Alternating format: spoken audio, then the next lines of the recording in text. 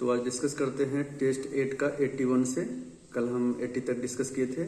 तो पहला क्वेश्चन है कि ऐसे कार्बनिक यौगिक क्या कहलाते हैं जिनके अणुसूत्र यानी मोलिकुलर फॉर्मूला समान होते हैं और भौतिक और रासायनिक गुण भिन्न भिन्न होते हैं, उसको क्या बोलते हैं? उसको आइसोमर बोलते हैं, यानी समावयवी।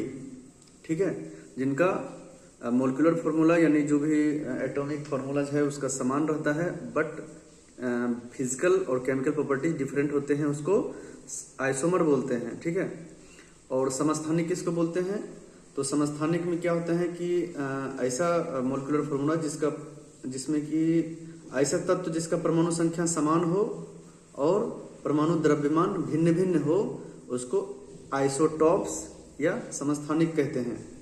ठीक है, तो समस्थानिक में क्या है? प्रोटॉन की संख्या चूंकि यह परमाणु संख्या के बराबर होती है तो प्रोटॉन की संख्या उस भी बराबर होगी और न्यूट्रॉन भिन्न भिन्न होता है।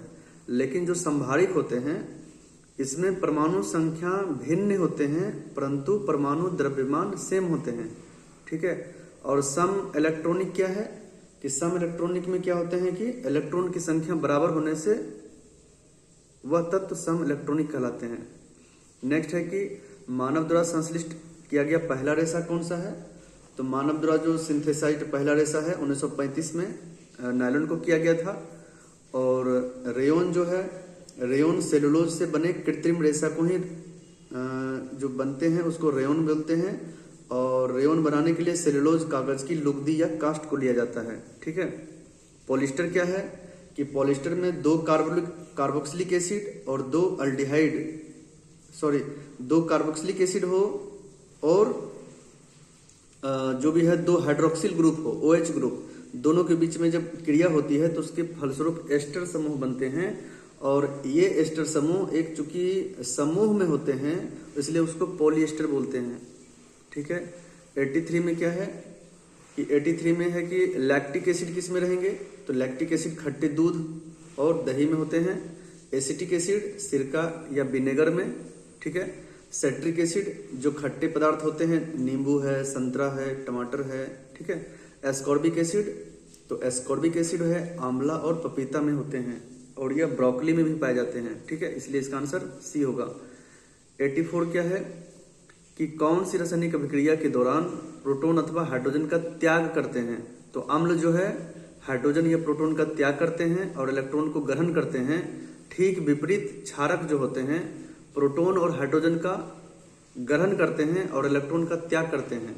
ठीक है, अम्ल वह पदार्थ होता है, ठीक है, अम्ल वह पदार्थ है जो कि नीले लिटमस को लाल कर देते हैं, है ना।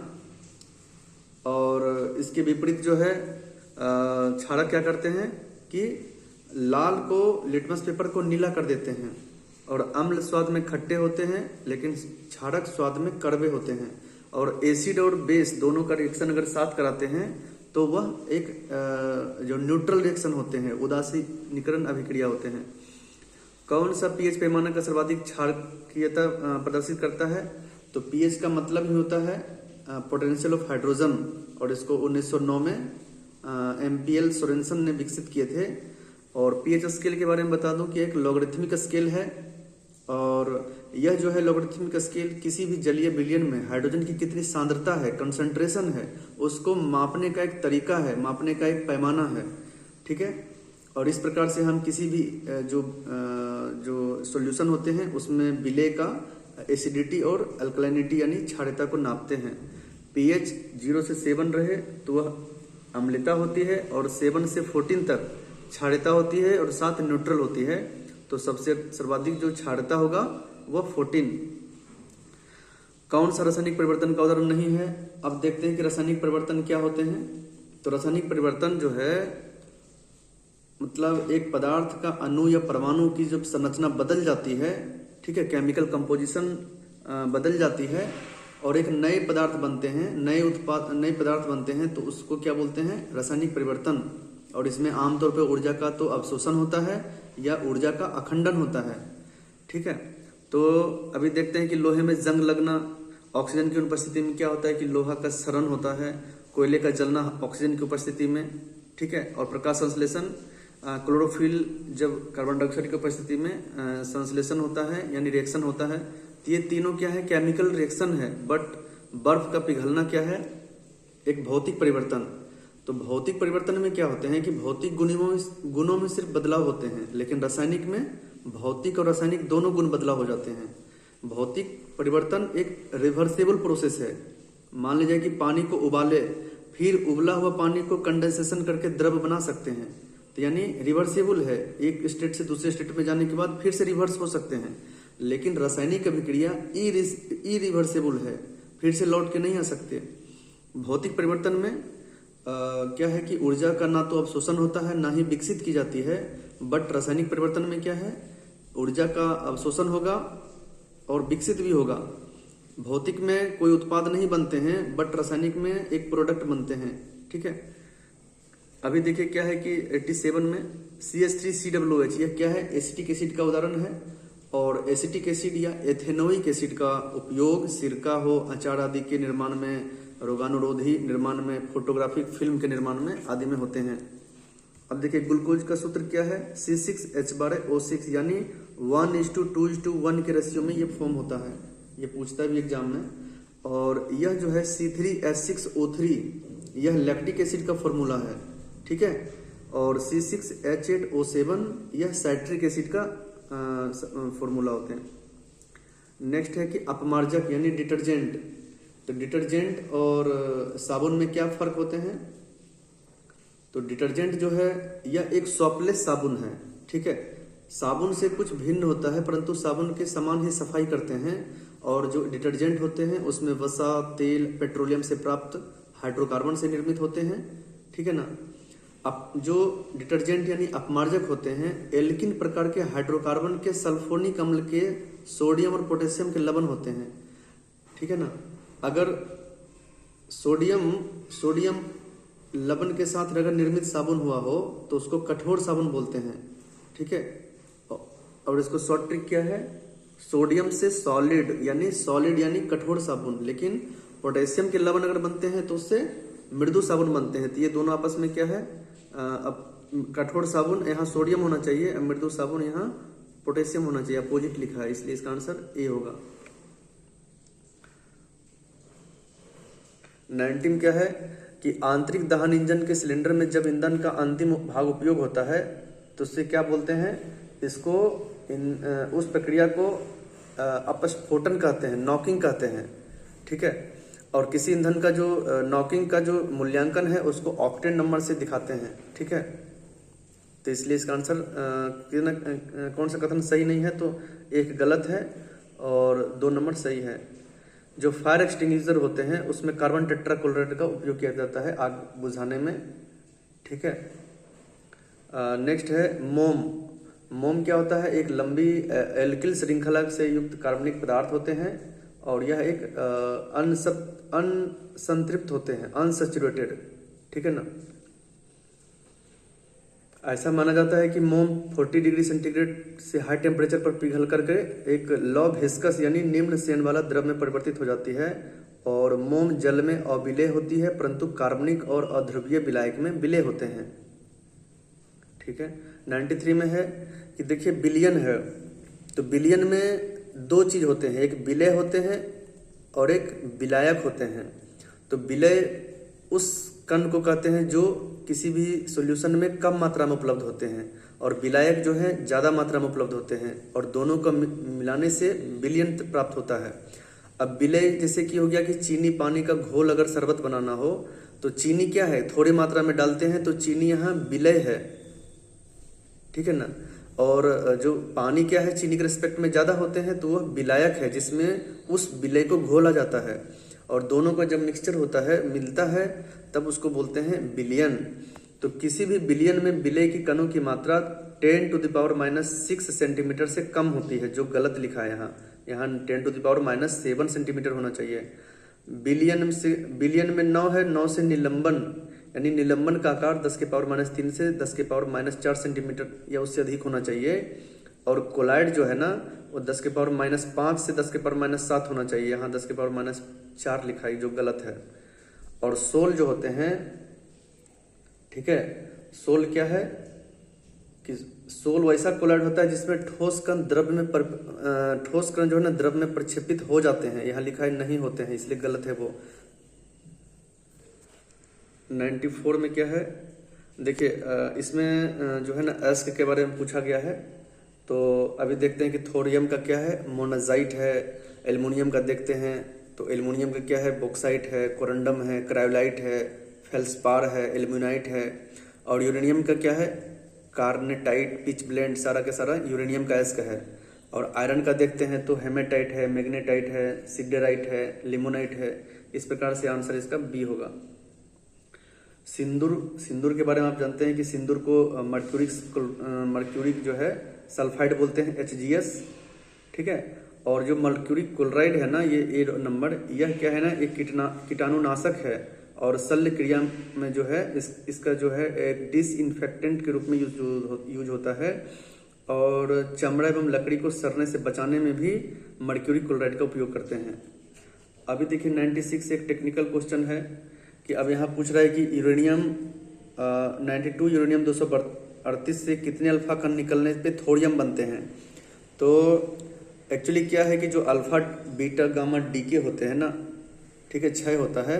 तो अल्फा कण जो है ना क्या होता है कि जब कोई रेडियो एक्टिव पदार्थ के न्यूक्लियस से एक अल्फा कण का उत्सर्जन होने से ना उसके परमाणु क्रमांक में 2 इकाई की कमी होती है और परमाणु भार में, ठीक है, परमाणु भार में 4 इकाई की कमी होती है।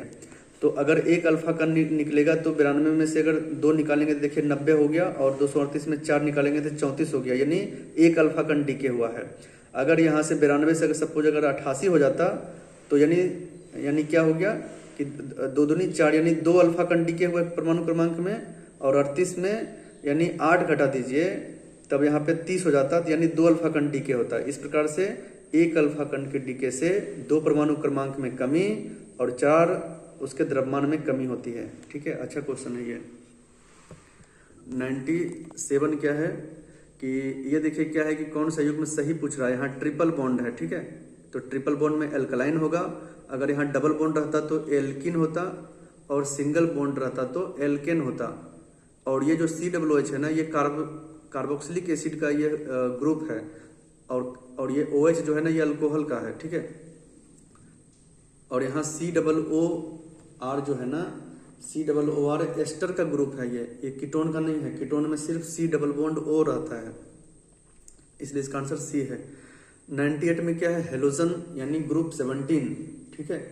जो आवर्त सारणी में जो 17th ग्रुप है उसमें 5 तत्व को रखा गया है, फ्लोरीन, क्लोरीन, ब्रोमीन, आयोडीन। तो यह हेलोजन तत्व हैं और यह इलेक्ट्रॉन निगेटिविटी तत्व रखते हैं, ठीक है। तो और इलेक्ट्रॉन एंथैल्पी की बात करते हैं, यानी इलेक्ट्रॉन बंधुता। तो यानी किसी भी एलिमेंट में अगर एक इलेक्ट्रॉन को ऐड करने में जितना ऊर्जा की आवश्यकता होती है उसको इलेक्ट्रॉन बंधुता कहते हैं। तो क्लोरीन की इलेक्ट्रॉन बंधुता ज़्यादा है, तो क्लोरीन के बाद फ्लोरीन है, फिर ब्रोमीन, तब आयोडीन है, ठीक है। 99 में देखिए क्या है कि अफवाह प्रिंसिपल क्या बोलते हैं कि कोई भी इलेक्ट्रॉन का जो किसी भी उपकक्षा में जो प्रवेश है ना, वो लो एनर्जी से हाई एनर्जी में प्रवेश करते हैं। यहाँ लिखा है हाई से लो, गलत स्टेटमेंट है। पाउली एक्सक्लूजन प्रिंसिपल क्या है, इसमें बोलते हैं कि किसी भी 2 इलेक्ट्रॉन की क्वांटम नंबर्स एक समान नहीं हो सकते हैं, ठीक है ना। यहाँ लिखा है एक समान हो सकता है, गलत स्टेटमेंट है। तो पहला में क्या होगा कि लो से हाई एनर्जी वाली कक्षा की ओर बढ़ते हैं, और किसी भी 2 इलेक्ट्रॉन की चारों क्वांटम संख्या बराबर नहीं होती है, ठीक है। 99 का इसलिए दोनों गलत है, डी नंबर।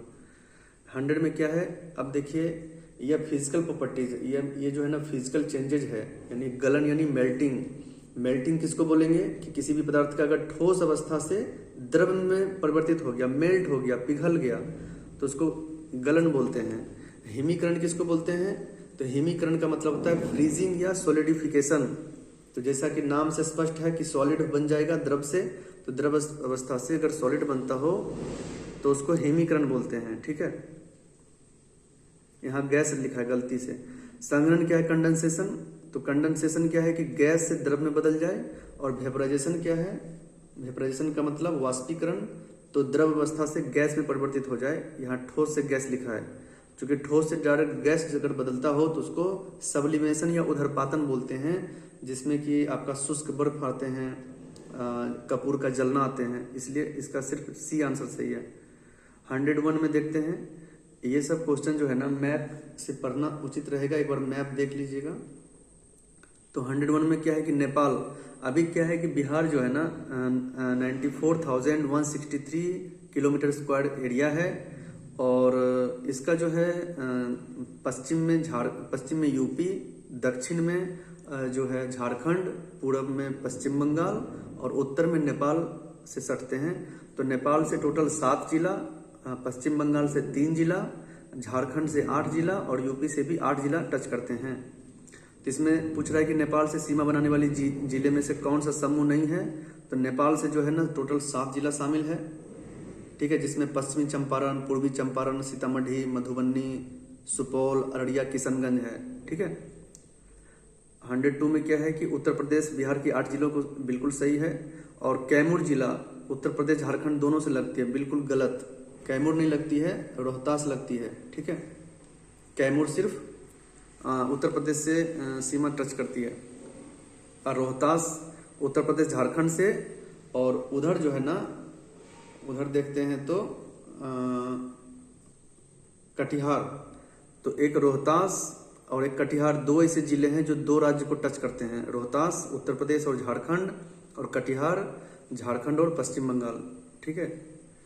कौन सा जिला झारखंड और पश्चिम बंगाल से सीमा साझा करते हैं, तभी बताए हैं कटिहार, और उत्तर प्रदेश और झारखंड से रोहतास।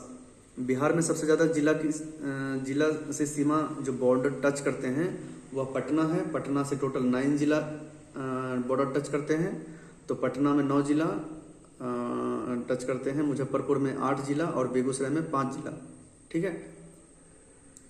अब आते हैं 105 में, कौन सी नदी झारखंड और बिहार की सीमा बनाती है। तो ये अच्छा क्वेश्चन है कि सोन नदी जो है, तो सोन नदी का उत्पत्ति मध्य प्रदेश के अमरकंटक से होती है, और यह अमरकंटक के उत्तरी दिशा से निकलती है, ठीक है, और यह बहती हुई झारखंड और बिहार की सीमा का एक भाग बनाती है, और यह पटना में मिल जाती है, पटना की गंगा के पास, ठीक है। और एक उत्तरी कोयल नदी है, यह उत्तरी कोयल नदी झारखंड में पलामू जिला के पास से निकलती है, और उत्तर की बहती हुई यह बिहार झारखंड की सीमा बनाती है, और अंततः सोन में मिल जाती है। तो सोन और उत्तरी कोयल नदी जो है बिहार झारखंड की सीमा बनाती है। बिहार और उत्तर प्रदेश की सीमा कितनी नदी द्वारा बनाया गया है।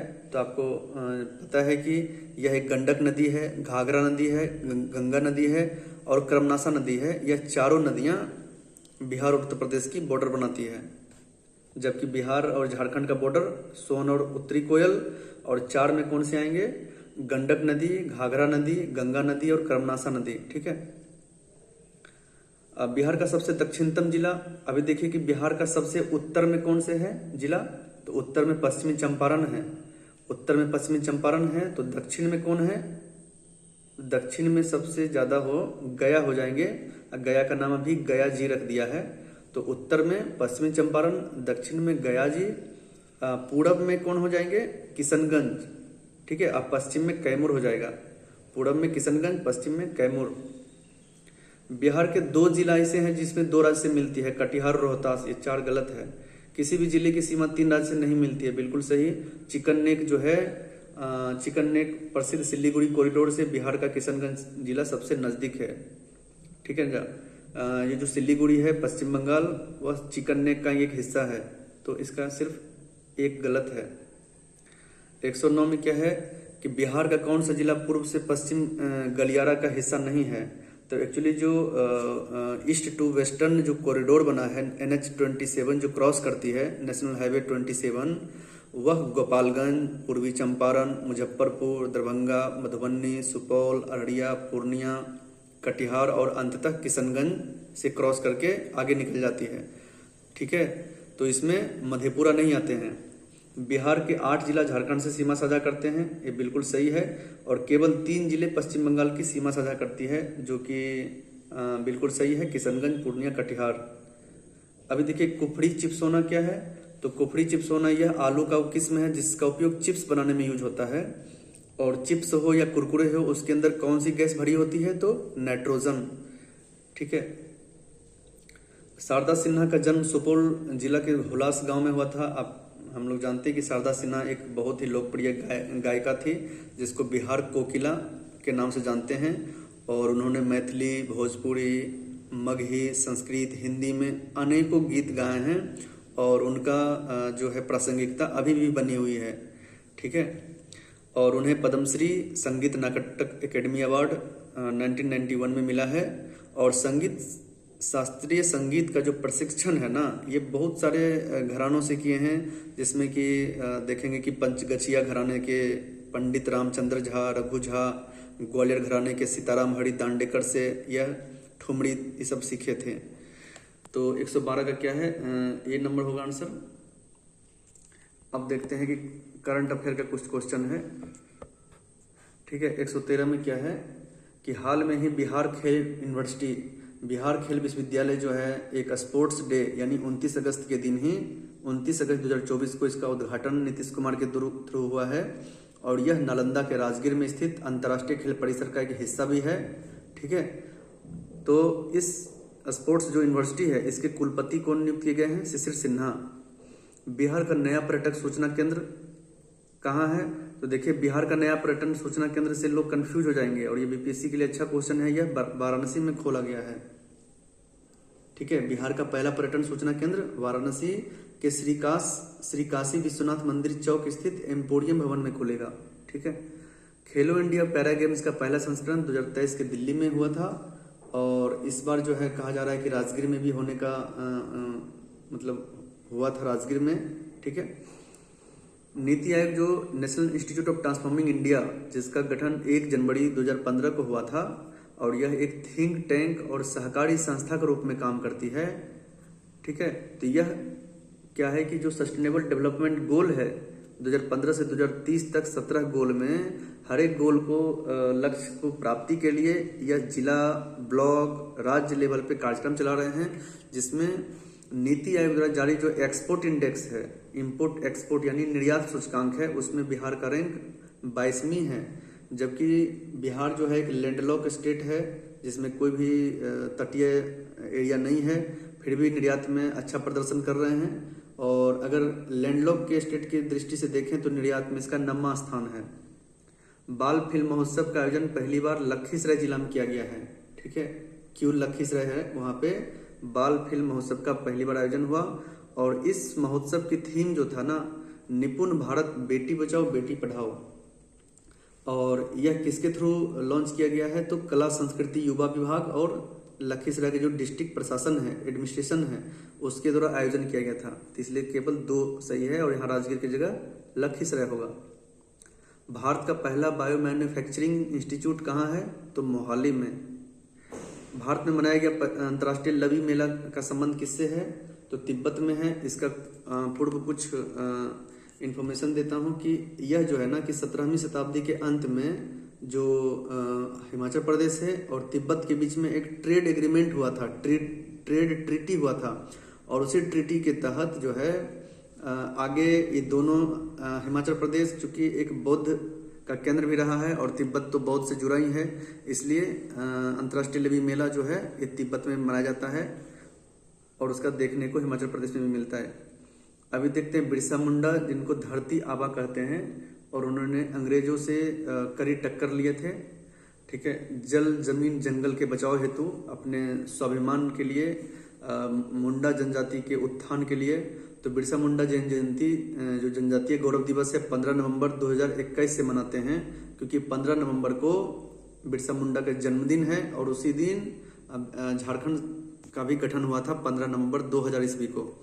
तो बिरसा मुंडा की जयंती जनजातीय गौरव दिवस 2021 से मनाते हैं और 2024 में जनजातीय गौरव दिवस का मुख्य आयोजन बिहार के जमुई जिला में हुआ था। ये भी बिल्कुल सही है। लेकिन ये जो आयोजन हुआ था ना, बिरसा मुंडा की 150वीं जयंती के समारोह पे हुआ था, इसलिए उस दिन 150 रुपए का चांदी का सिक्का और एक डाक टिकट का भी अनावरण किया गया था और यहाँ 100 लिखा है जो गलत है। ठीक है। 121 नंबर में अभी देखिए DSIB का मतलब होता है domestically domestic systematically important bank. और ये क्या है कि यह जो है ना महत्वपूर्ण बैंक होते हैं और इसके फेलियर होने से अर्थव्यवस्था बहुत प्रभावित होती है। और इसके अंतर्गत 3 बैंक है, SBI है, HDFC है और ICICI को नामित किया गया है। इसमें कह रहा है कि अतिरिक्त छूट दी जाती है, बिल्कुल गलत है, छूट नहीं दी जाती है। Know your medicine. अब देखिए ये क्वेश्चन क्या है कि लोग स्वास्थ्य मंत्रालय मार देंगे, बट ये गलत है। नो योर मेडिसिन खेल और युवा मंत्रालय द्वारा लॉन्च किया गया है और इसका उद्देश्य यही है कि कुछ खिलाड़ी क्या हैं कि नशे कुछ दवाई के सेवन करके अंतर्राष्ट्रीय खेल में जो है प्रदर्शन करने आते हैं, बट जो अंतर्राष्ट्रीय डोपिंग एजेंसी है वाडा, वर्ल्ड एंटी डोपिंग एजेंसी, और हमारा राष्ट्र का एंटी डोपिंग एजेंसी क्या है, नाडा, नेशनल एंटी डोपिंग एजेंसी। तो वाडा क्या करती है कि अगर वह डोपिंग का शिकार पकड़ा जाती है तो उसे खेल से वंचित कर दिया जाता है। इसलिए खेल और युवा मंत्रालय ने डोपिंग के खिलाफ लड़ाई को मजबूत करने के लिए दवाओं का प्रयोग करने वाले खिलाड़ियों को दवाओं की जानकारी देना और उससे परहेज करने की बात की गई है। दिल्ली मेट्रो द्वारा शुरू की गई सेवाओं क्या है, ये जो है ये सेवा केवल महिला के लिए है और RYDR सेवा सभी के लिए उपलब्ध है, दोनों से कदम सही है। देखिए 124 में क्या है, डिफेंस रिसर्च डेवलपमेंट ऑर्गेनाइजेशन, जिसका गठन 1958 में हुआ था। यह पहली बार लंबी दूरी की हाइपरसोनिक मिसाइल उस मिसाइल को कहते हैं जिसकी ध्वनि से 5 गुना अधिक की गति हो। ठीक है, ध्वनि की गति कितना है, 332 मीटर पर सेकेंड, उससे 5 गुना अधिक से वो गति करता हो तो उस मिसाइल को हाइपरसोनिक मिसाइल कहते हैं। और इसकी जो दूरी है 1500 किलोमीटर से अधिक दूरी तक पेलोड ले जाने के लिए डिजाइन किया गया है। यहाँ 2000 किलोमीटर गलत है। और यह क्रूज और बैलिस्टिक मिसाइल दोनों को फीचर से लेस है इसमें, इसलिए एक और इसमें 3 सही है। ठीक है, 2 गलत है क्योंकि वहाँ 1500 किलोमीटर होना चाहिए। भारत में मशरूम से पनीर बनाने की तकनीक जो पेटेंट कराने वाली संस्थान कौन सा है, तो डॉक्टर राजेंद्र प्रसाद केंद्रीय कृषि विश्वविद्यालय पूसा जो समस्तीपुर बिहार में है, उसने मशरूम जो है मशरूम से पनीर बनाने की पेटेंट कराया है। अब भारत सरकार ने पेटेंट अधिनियम कब लाए थे, 1970 में, 1970 में। ठीक है, प्रसार भारती OTT प्लेटफॉर्म जो है ना वेब्स का शुभारंभ गोवा में किया है और यह 55वां अंतर्राष्ट्रीय फिल्म महोत्सव के उद्घाटन पर गोवा के तत्कालीन मुख्यमंत्री प्रमोद सावंत ने किया है। और अब क्या है कि OTT प्लेटफॉर्म पे दूरदर्शन, ऑल इंडिया रेडियो के पुराने जो नए कार्यक्रम हैं उसे दिखाया जाएगा, सुनाया जाएगा। तो अब आते हैं 127। तो 127 में क्या है कि सिलोफर पंचामृत कलश महाराष्ट्र के कोल्हापुर जिले की एक शिल्पकला है। ठीक है, और यह जो है नाइजीरिया के राष्ट्रपति बोला अहमद तिनुबू को भेंट किया गया था। ये गलत है, साउथ अफ्रीका के राष्ट्रपति, क्योंकि साउथ अफ्रीका के जो राष्ट्रपति हैं वह दूसरे हैं, अभी तो याद नहीं आ रहा है। ठीक है, और अभी देखिए ब्राजील के राष्ट्रपति कौन है, लूला डी सिल्वा, उनसे भारत का प्रधानमंत्री को 26वां नंबर का अंतर्राष्ट्रीय सर्वोच्च सम्मान मिला है। ठीक है, भारत का पहला मैग्नीशियम पायलट प्लांट कहाँ स्थापित किया गया है, तो जमशेदपुर में। बोस्टन कंसल्टिंग ग्रुप के अनुसार भारत जो है ना आर्टिफिशियल इंटेलिजेंस की विशेषज्ञता में दूसरे स्थान है और शोध प्रकाशन की संख्या में तीसरे स्थान पर है। यहाँ चौथा लिखा है, गलत है। भारत का पहला ऐसा डार्क सर्कल कौन सा बना जिसने वेद और उपनिषद का आवरण जारी किया है, तो बिहार सर्कल है। और यह क्या है कि बिहार की जो 9 शक्तिपीठ है ना, वो 9 शक्तिपीठ का चित्र पोस्ट कार्ड में दिखाया जाएगा।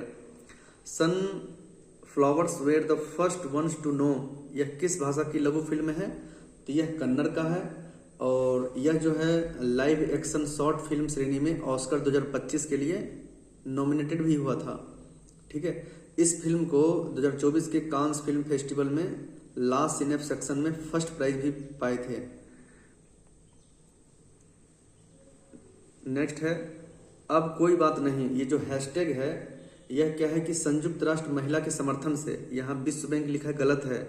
संयुक्त राष्ट्र महिला के समर्थन से बाल और ग्रामीण विकास मंत्रालय द्वारा एक साझेदारी के तहत यह प्रयास है, सहयोगात्मक प्रयास है। और इसका उद्देश्य क्या है कि महिलाओं को सशक्त बनाना ताकि जेंडर आधारित जो हिंसा है उसको खत्म हो सके। तो 132 का ए नंबर सही है। 133 में क्या है कि हाल में ही ब्रिटेन की कंजर्वेटिव पार्टी की अश्वेत अध्यक्ष कौन बनी है? तो यह केमी बेडनच। यह कहाँ की है? नाइजीरिया मूल की ब्रिटेन की कंजर्वेटिव पार्टी की पहली अश्वेत महिला अध्यक्ष है। यह इंपॉर्टेंट क्वेश्चन है। चूंकि करारी हार हुआ तो इसके कंजर्वेटिव पार्टी का जो करारी हार हुआ था ना उसके बाद ऋषि सुनक जो है ना इस्तीफा दे दिए। हाल में इंडोनेशिया के किन दो ज्वालामुखी में विस्फोट हुआ? तो माउंट मेरापी और माउंट लियोतोबी में। दोनों क्या है? सक्रिय ज्वालामुखी है। सक्रिय ज्वालामुखी वो होते हैं कि कुछ समय में ही वो एक ब्लास्ट करते रहते हैं। ठीक है।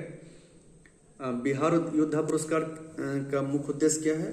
तो जो अवैध खनन होते हैं अगर सूचना दी जाती है तो उसे बिहार योद्धा पुरस्कार प्रदान किया जाता है खनन और भूतत्व विभाग बिहार सरकार द्वारा।